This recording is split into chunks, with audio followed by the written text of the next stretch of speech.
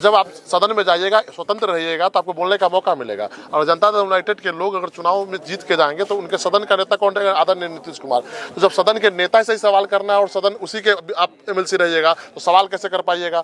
कहीं आप अगर राजद से जीत के जाइएगा तो आप सदन के नेता रहेगी राबड़ी देवी, तो बोलने देगी नहीं। तो राजद से सेटिंग करके डमी उम्मीदवार दिया था। अभी परंपरा देख लीजिए, 22 वर्षों में राजद का एक भी उम्मीदवार ऐसा नहीं आया जो चुनावी क्षेत्र में काम किया हो और स्नातक वोटरों को जागरूक किया हो। तो पूरी तरह से डमी रहता है। 5 दिसंबर को तिरहुत में विधान परिषद की जो खाली सीट है उस पर उपचुनाव होना है।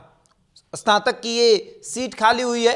देवेश चंद्र ठाकुर इस पर पहले एमएलसी थे, उसके बाद वो लोकसभा के सदस्य चुने गए, तो ये सीट खाली हुई है, इस पर उपचुनाव होना है। और तमाम दल के लोग जाकर बड़े बड़े वादे कर रहे हैं। एनडीए की तरफ से जेडीयू के उम्मीदवार अभिषेक झा हैं और महागठबंधन की तरफ से राजद के उम्मीदवार गोपी किशन हैं। वादे बड़े बड़े हैं, दावे बड़े बड़े हैं, लेकिन यहां पर एक निर्दलीय उम्मीदवार है जिसका यह कहना है कि अगर आप हमें जिताते हैं तो हम सदन में जाकर सरकार को घेर सकते हैं। अगर आप जेडीयू के उम्मीदवार को जिताते हैं तो वो अपने ही सरकार से सवाल कैसे करेंगे?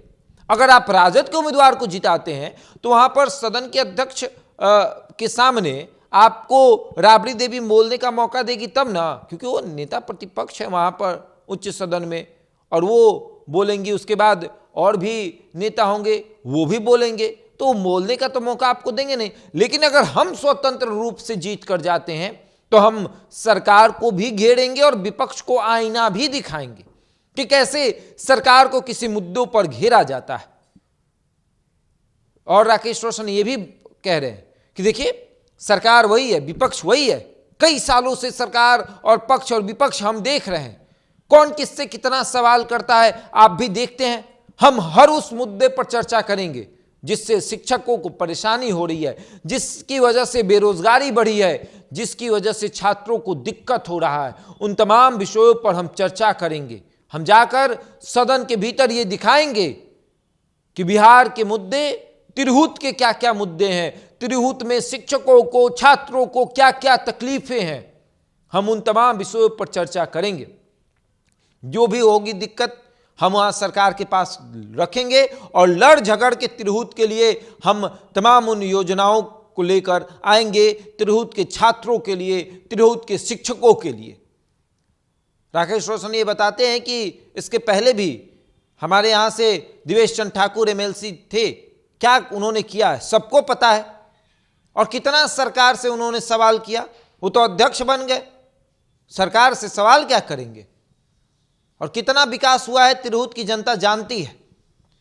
इन तमाम विषयों पर वो घेर रहे थे जेडीयू के उम्मीदवार अभिषेक झा को, राजद के उम्मीदवार गोपी किशन को। बता रहे थे कि इन लोगों से कुछ नहीं होगा, आपको चुनना पड़ेगा, आपके बीच जो रहता है उसे चुनना पड़ेगा। और क्या कुछ कह रहे हैं राकेश रोशन, सुनिए। मौका देता है सर। फर्स्ट ऑफ ऑल क्या शिक्षक जिस तरह से बेचैन रहते हैं, जैसे आंदोलन करते हैं तो उन पर एफआईआर हो जाता है। अब देखते हैं कि जो आंदोलन करने के भी एक राइट होता है, सब कानूनी अधिकार होता है, उसको छीन लिया गया है। आपको जाके एक परमिशन लेना, उसके बाद उसी जगह पे आपको आंदोलन करना है। तो आंदोलन जब अब समाज का उस आंदोलन को मीडिया तक को रोक दिया जाता है कि आंदोलन बड़ा ना हो सके, तो कहीं ना कहीं शिक्षकों की बातों को हम मजबूती से सदन में रखेंगे।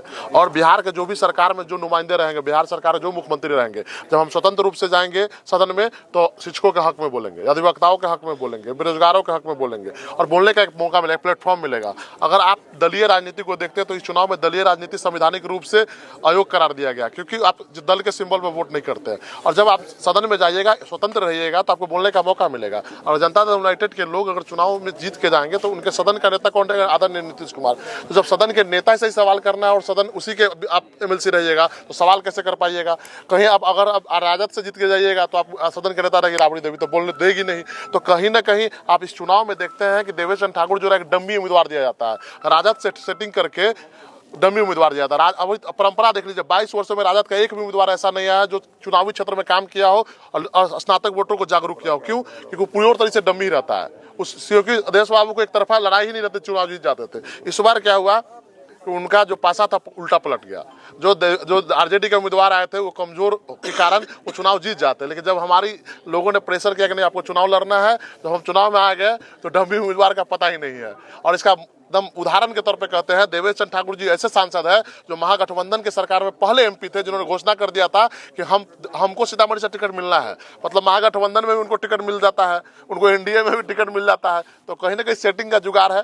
तो प्योर महागठबंधन के उम्मीदवार को वही तय करते हैं, आज तक तय करते हैं।